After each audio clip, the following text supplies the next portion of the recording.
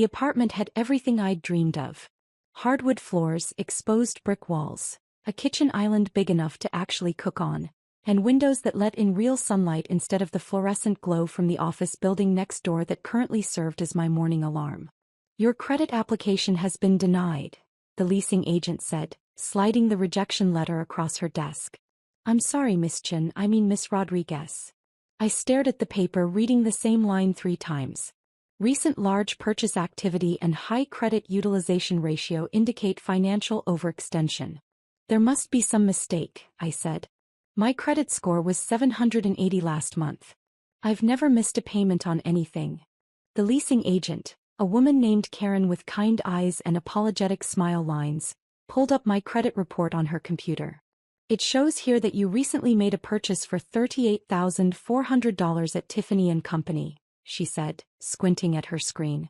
"That's pushing your available credit to 93% utilization, which is, well, it's not ideal for rental applications." My stomach dropped.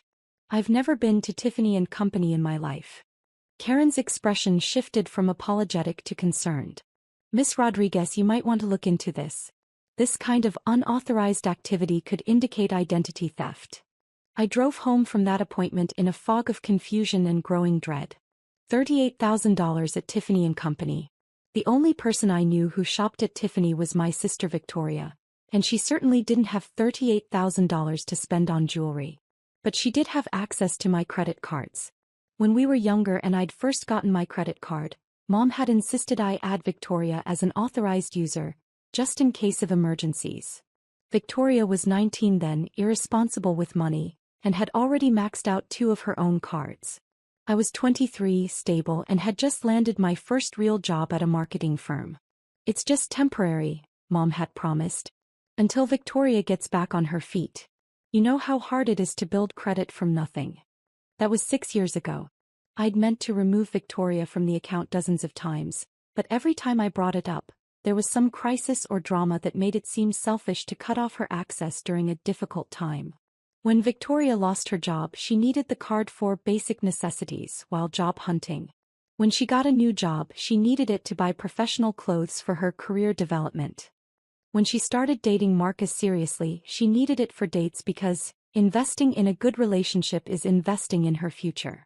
There was always a reason, always a justification, always some family emergency that made me the selfish one for wanting to protect my own financial security. But $38,000 at Tiffany & Company was not a basic necessity. I called the credit card company from my car, still sitting in the apartment complex parking lot. "I need to verify a recent charge," I told the customer service representative. "Tiffany & Company for $38,400. There was typing, then a pause. "Yes, that charge was made yesterday at the Tiffany & Company location in downtown." The card ending in 4792 was swiped in person, and the cardholder signed for the purchase. Card ending in 4792. Victoria's card. My card that Victoria had been carrying around for 6 years. "I need to speak to someone about fraud," I said. The fraud department was more thorough. They walked me through the purchase details, the signature verification, and my options for disputing the charge. "Given the amount involved, Miss Rodriguez, I have to inform you that this falls under federal jurisdiction for credit card fraud," the fraud specialist explained. "If you choose to dispute this as unauthorized use, we'll need to involve law enforcement." "And if it was my sister using the card I authorized her on?" "That depends on whether she had permission for this specific purchase. If she used the card for something you didn't authorize, especially something this expensive, that could still constitute fraud even between family members." I thanked them for the information and told them I needed 24 hours to figure out what had happened before filing a formal dispute. Then I drove to Victoria's apartment. Marcus answered the door, grinning wider than I'd seen since they started dating 8 months ago. Before I could say a word, he grabbed my hand and pulled me inside. "Jess. Perfect timing. Victoria, your sister's here." Victoria emerged from the bedroom, and the first thing I saw was her left hand. The ring was massive. A round diamond that had to be at least 3 carats, surrounded by smaller diamonds, all set in what looked like platinum. It was stunning. And it was paid for with my credit card. "Jess." Victoria squealed, running over to show me her hand up close. "Look. Marcus proposed last night. Isn't it incredible? I stared at the ring, doing quick math in my head. The main diamond alone probably cost $25,000. The setting, the smaller diamonds, the craftsmanship. $38,000 was probably getting a deal. It's beautiful, I said carefully. How did Marcus save up for something like this? Marcus looked sheepish. Well, that's the thing. I've been planning this for months, but when I went to buy the ring, my credit got declined. Some issue with my debt-to-income ratio from my student loans. Victoria jumped in. So I offered to help. I mean, it's my ring, right? It made sense for me to put it on my card. My card. He meant my card. Victoria, I said slowly, this ring costs $38,000. I know, she said, admiring the diamond again. Marcus has incredible taste. I told him not to go cheap just because money's tight. This is forever, you know. How exactly were you planning to pay for it? Victoria's enthusiasm dimmed slightly. Well, Marcus is going to pay me back over time. His promotion comes through next month, and then he'll be making enough to handle the payments. I looked at Marcus. What kind of payments are we talking about? He shifted uncomfortably. I figured maybe $500 a month. I mean, with the minimum payments on the card, that should cover it, right? $500 a month. On a $38,000 purchase. With credit card interest rates, they'd be paying for this ring for the next 20 years. Victoria, can I talk to you privately for a minute? We went into her kitchen, leaving Marcus admiring the ring box in the living room. Victoria, that purchase just got me denied for an apartment, I said quietly. It pushed my credit utilization so high that I look like a financial risk. Her face fell. Oh, I didn't think about that. Did you think about asking me before spending $38,000? She started then stopped. I mean, it was an emergency. Marcus wanted to propose and the financing fell through, and I knew you'd want me to be happy. I do want you to be happy. But I also want to be able to rent an apartment. You can just pay it down, right? I mean, you make good money. I stared at her. Victoria, I make $52,000 a year.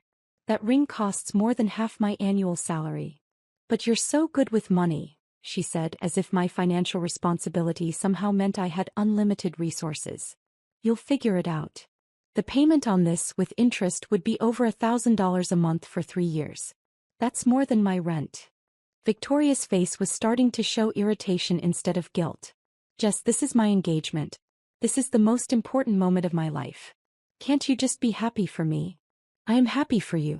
But I'm also terrified that you just destroyed my financial stability without asking. Family helps family, she said, crossing her arms. You've always said that. Family asks before spending someone else's money. It's not someone else's money. It's family money. Mom always said we should share everything. I felt that familiar knot in my stomach that came whenever Victoria used family loyalty to justify taking advantage of me. It was the same feeling I'd had when she'd borrowed $800 for her security deposit and never mentioned paying it back. The same feeling when she'd used my card for groceries, that turned out to be a weekend trip with friends. But this was different. This wasn't $800 or even $3,000. This was enough money to change my entire life trajectory. Victoria, I need you to return the ring. Her mouth dropped open. Are you insane? I can't return my engagement ring. You can't afford your engagement ring. Marcus will pay for it. When? How? He just told me his credit got declined for this exact purchase. His promotion might not happen. And even if it does, $500 a month won't even cover the interest on $38,000. Victoria stared at me like I'd suggested she cancel her wedding. I cannot believe you're being this selfish. This is my engagement, Jess. My future husband bought me this ring.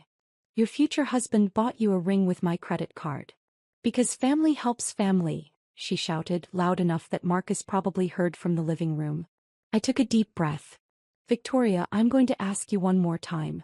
Will you return the ring and find something you can actually afford? Absolutely not. Then I guess we have a problem. I left her apartment and drove straight to the police station. The desk sergeant listened to my story with the weary expression of someone who'd heard variations of it 100 times. Family disputes over money are tough, he said. Since she's an authorized user on your account, it gets complicated legally. Even for $38,000? Even then. Your best bet is to file a complaint with the credit card company's fraud department and see if they'll reverse the charges. If they determine it was unauthorized use, then we can talk about criminal charges. What if I want to file a report now? He handed me a form. You can file a report for credit card fraud. But understand that if we investigate and find evidence of a crime, your sister could be arrested. Are you prepared for that? I stared at the form, thinking about Victoria's face when she showed me the ring. Her excitement, her joy, her complete inability to understand why I was upset about her spending my money without permission. Can I take this home and think about it? Sure. But don't wait too long. The sooner you report fraud, the better your chances of getting the charges reversed. I spent that night researching credit card fraud, family financial abuse, and my legal options. What I learned was sobering. According to the federal law, unauthorized use of a credit card is a felony if the amount exceeds $1,000. It didn't matter if the person was family. It didn't matter if they were an authorized user who exceeded their authorization. What mattered was whether the cardholder gave specific permission for the purchase. I had never given Victoria permission to spend $38,000. More importantly, I learned that this pattern of behavior, family members using emotional manipulation to gain access to financial resources, was a recognized form of financial abuse. The websites I found described scenarios that felt like reading my own diary. Does your family member make financial decisions that affect you without your input? Do they justify large expenditures by saying family shares everything? Have they ever made you feel guilty for setting financial boundaries? Do they assume your income and assets are available for their use? Every question was a yes. I also learned something else. I wasn't the first person in my family to be Victoria's financial safety net. A call to my Aunt Carmen revealed that Victoria had run up thousands of dollars in debt on a credit card she'd convinced my grandmother to co-sign for. When Grandma died 2 years ago, Victoria had let the debt go into collections rather than pay it herself. Your grandmother was so stressed about that debt, Aunt Carmen told me. She spent her last months worrying about ruining Victoria's credit by not being able to make the payments on her Social Security income. That night I made 2 phone calls. First, I called the credit card company and filed a formal fraud report. I explained that while Victoria was an authorized user, she had never been given permission to make purchases over a certain amount without checking with me first. The $38,000 purchase at Tiffany & Company was unauthorized. Second, I called the FBI's Financial Crimes Unit and reported suspected credit card fraud. The FBI agent I spoke with explained the process. They would investigate the complaint, gather evidence, and determine whether federal charges were warranted. Given the amount involved and the interstate nature of credit card processing, this fell squarely under federal jurisdiction. The fact that it's a family member doesn't change the legal implications, Agent Martinez explained. Fraud is fraud. We'll be in touch within 72 hours to schedule an interview and collect evidence. 3 days later, I was sitting in a federal building downtown, providing a sworn statement about Victoria's unauthorized use of my credit card. I brought bank statements, credit card statements, text messages, and a detailed timeline of Victoria's financial behavior over the past 6 years. The agent was thorough. She asked about every charge, every conversation, every instance where Victoria had used the card without specific permission. Miss Rodriguez, I have to ask, why didn't you remove her from the account after the first unauthorized charges? Family pressure, I said honestly. Every time I tried to set boundaries, my parents would get involved and make me feel guilty for abandoning my sister during a difficult time. Agent Martinez nodded. We see this pattern frequently in financial fraud cases involving family members. The victim is often manipulated into believing they're obligated to provide financial support, even when that support involves criminal behavior. Is what she did actually criminal? Using someone else's credit card without permission for $38,000? Yes, that's a federal crime. The fact that she's your sister and an authorized user complicates things, but it doesn't change the basic legal facts. She explained the next steps. They would interview Victoria, examine the evidence, and determine whether to pursue criminal charges. The process could take several weeks. In the meantime, Agent Martinez said, I'd recommend you remove her access to all your financial accounts immediately. And be prepared for significant family backlash when she learns about the investigation. I spent the weekend removing Victoria from every account, changing passwords and securing my financial information. I also researched lawyers who specialized in family financial disputes just in case. Monday morning, Agent Martinez called. We'd like to interview your sister this afternoon. We're also going to need to examine the ring and any documentation from the purchase. Are you going to arrest her? That depends on what we find during the interview. But Miss Rodriguez, I want you to be prepared for the possibility that your sister will be charged with federal credit card fraud. That afternoon while I was at work, Victoria called me screaming. What did you do? She shrieked into the phone. The FBI just left my apartment. They took pictures of my ring. Marcus is freaking out. I reported the unauthorized use of my credit card, I said calmly. It wasn't unauthorized. I'm an authorized user. You never asked permission to spend $38,000. I shouldn't have to ask permission. We're family. Victoria, you committed federal credit card fraud. I did not. Mom, get on the phone. Suddenly my mother's voice was on the line. Jessica Maria Rodriguez, what have you done? I protected my financial security. You called the FBI on your own sister. I reported credit card fraud. Over a ring? This is Victoria's engagement ring. This is $38,000 that Victoria spent without asking me. Family shares everything, Mom said, using the same phrase Victoria had used.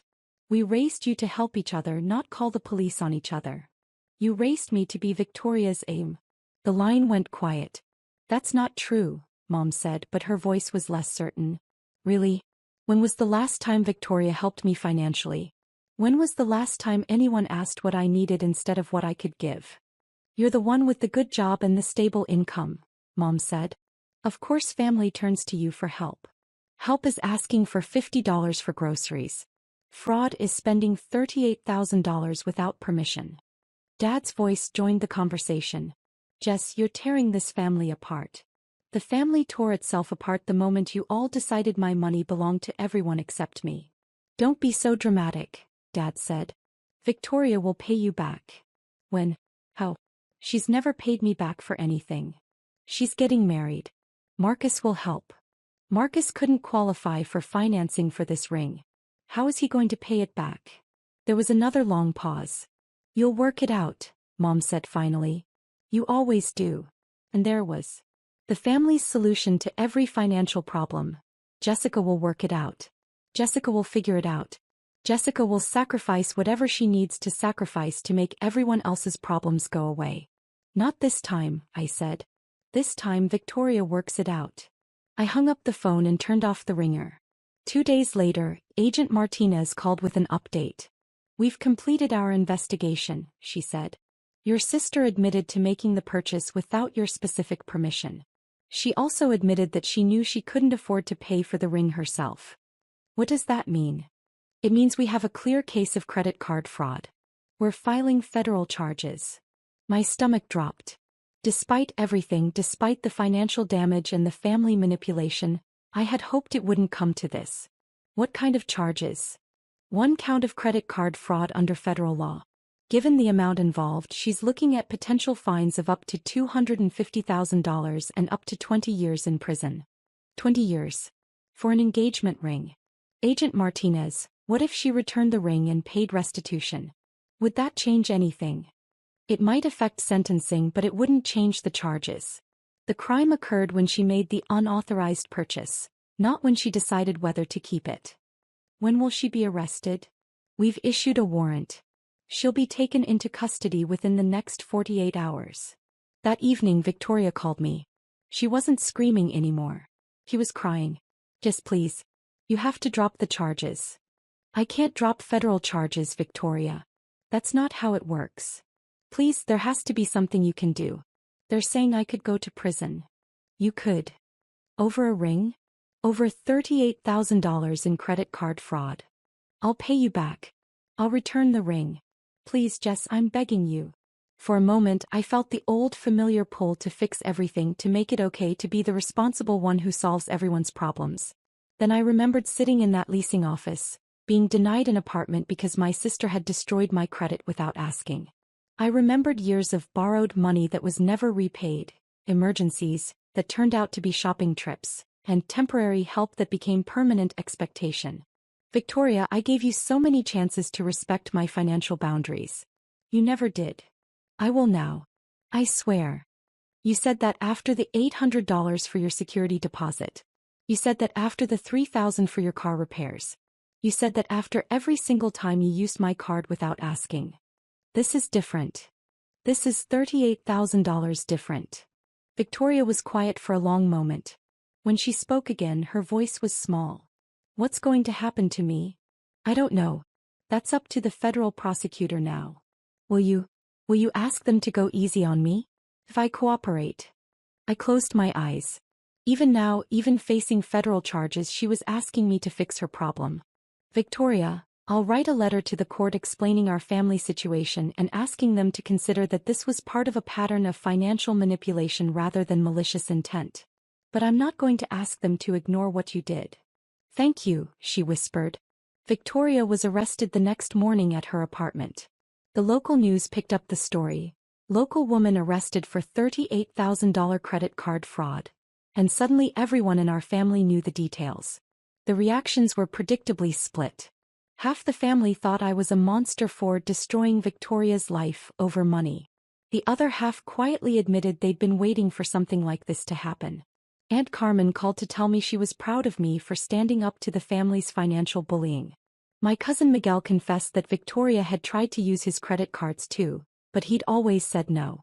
I just didn't want to deal with the family drama, he said. I wish I'd warned you. My parents stopped speaking to me entirely. They hired a lawyer for Victoria and started a GoFundMe page to help with her legal expenses, describing her as a victim of family miscommunication rather than a perpetrator of federal fraud. The case took 8 months to work its way through the federal court system. Victoria ultimately pled guilty to 1 count of credit card fraud in exchange for a reduced sentence. She received 3 years of probation community service and was ordered to pay full restitution, not just the $38,000 for the ring, but also penalties and court costs that brought the total to over $50,000. The ring was seized as evidence and eventually sold to help pay the restitution. Marcus broke up with her 2 weeks after her arrest. He said he couldn't handle the stress of being engaged to someone facing federal charges. Victoria moved back in with my parents and got a job at a department store to start making restitution payments. According to Aunt Carmen, she makes about $200 a month in payments and will be paying for the next 20 years. My parents still blame me for ruining Victoria's life. They've told the rest of the family that I'm vindictive and cruel, that I chose money over family, that I destroyed my sister's future over a simple misunderstanding. But they can't argue with the facts that came out during the investigation. The FBI's financial analysis revealed that Victoria had been systematically using my credit cards for unauthorized purchases for over 3 years. The engagement ring wasn't an isolated incident. It was the culmination of a pattern of financial abuse that had cost me over $60,000. The prosecutor called it one of the clearest cases of family financial exploitation she'd ever seen. Today, 18 months later, my relationship with my parents remains strained. They still think I should have handled things within the family, instead of involving law enforcement. But my relationship with Victoria has surprisingly improved. Facing the real consequences of her actions, dealing with the legal system, and having to take responsibility for her financial choices has changed her perspective completely. She calls me once a month to update me on her restitution payments. She apologizes regularly for the damage she caused. And most importantly, she's never asked me for money again. I finally understand, she told me during one of our calls. I never realized how much pressure I put on you, or how unfair it was to spend your money like it was mine. She's in therapy now, working on what her therapist calls financial boundaries and family enmeshment issues. As for me, I eventually found a different apartment, not the one with the hardwood floors and exposed brick, but a nice one-bedroom place that I could afford on my own with my restored credit score. I also started seeing a therapist who specializes in family financial abuse. She helped me understand that what my family had been doing wasn't normal, wasn't healthy, and wasn't my fault. I learned that saying no to financial exploitation isn't selfish. It's necessary self-protection. I learned that real family members don't use emotional manipulation to access your resources. And I learned that sometimes, The most loving thing you can do is let someone face the natural consequences of their actions. The FBI agent was right about one thing. Victoria's arrest did cause significant family backlash. Half my relatives stopped speaking to me, my parents disowned me for 6 months, and I spent every family holiday alone for over a year. But it also freed me from a lifetime of being everyone else's financial solution. It established boundaries that my family finally had to respect. And it taught Victoria and everyone else watching that there are real, serious consequences for financial fraud, even between family members. Today my credit score is back to 780. I have a savings account with 6 months of expenses. I'm dating someone who pays for his own meals and would never dream of using my credit cards without asking. And most importantly, I sleep well at night knowing that I chose my own financial security over my family's comfort with exploiting me. It was the hardest thing I've ever done and the best decision I've ever made. Some people still think I went too far, that I should have found a way to handle things without involving the FBI. They think family loyalty should have trumped financial protection. But I know the truth. The federal charges weren't punishment for one ring purchase. They were the inevitable consequence of years of financial abuse that my family had normalized and I had enabled. Victoria didn't go to prison because I called the FBI. She faced federal charges because she committed federal fraud.